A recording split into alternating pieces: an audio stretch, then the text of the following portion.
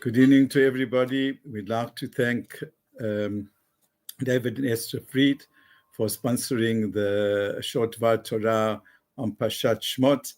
And it's in gratitude to Hashem and thanking Hashem for a new granddaughter that Bezat Hashem. First of all, that. And we bless her, and they bless her that she should have a lot of nachas and a lot of hatzlacha and a lot of bracha, and HaKadosh Baruch Hu Yimalei Mishalot Liba Letova. Everything that all the brachot in Gashmiot and Nochniot she have be to the grandparents, the parents, and to the daughter, that she should be zocher to Torah Chuppah Maasim Tovim.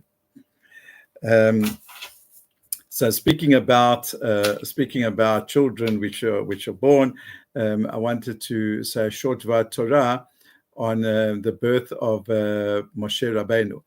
The Torah, when speaking about the birth of Moshe Rabbeinu and what happened in the first couple of months of his life, the Torah uses a pasuk over there, which is difficult, and the Ramban and others speak about this difficulty. The pasuk goes like this: it says that Moshe Rabbeinu was born, and his mother Yocheved saw that he was good, and because she saw that he was good,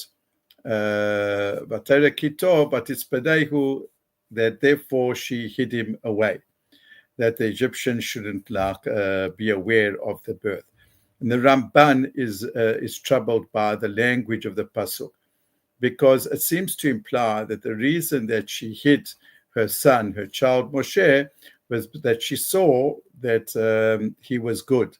In other words, what does it mean, good? The Gemara in Masechet Sotah says that when he was born, the whole room was full of light. They understood, the parents and the family understood that this was a special child which was born, a miraculous child, like Miriam, his sister, had said in Nevuah and prophecy that this is going to happen. So to get back to the point, the Ramban asks the question like this: why does it say in the pasuk that the reason that she hid her son was because she saw that he was special, because it was like a miracle baby? Every child in the eyes of her mother, or of his mother, is a special, miraculous child. What is that? The reason? Because it was a good child, because it was full of light. That's why she hid him.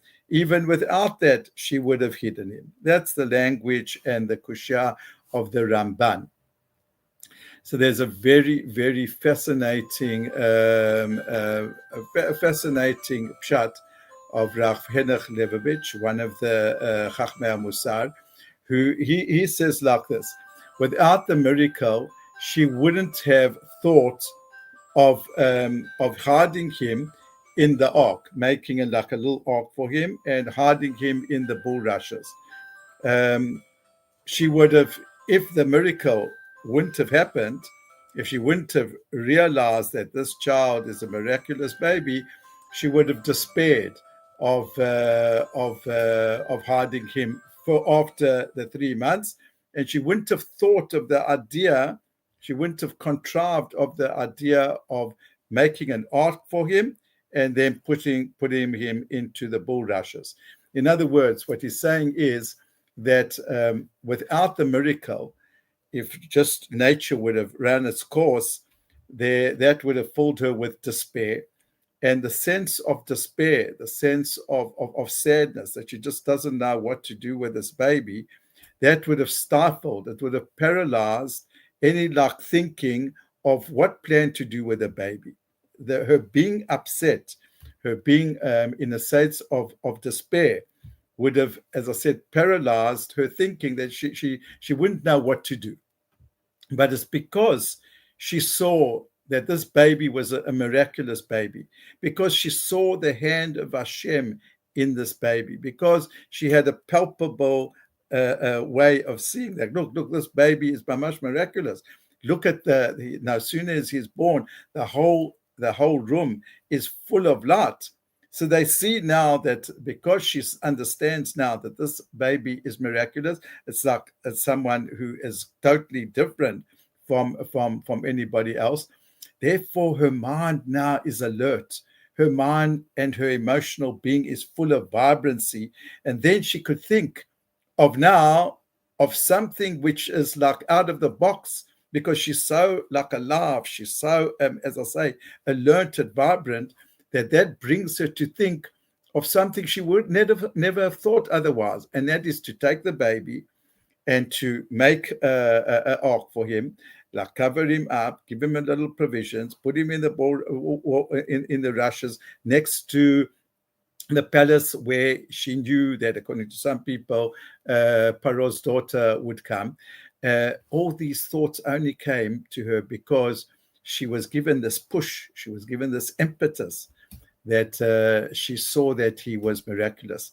So we learn a very important principle from this, that when a person is when a person is in a state of sadness, when a person is like despaired, so he can't like think in a creative way, because his mind becomes like constricted.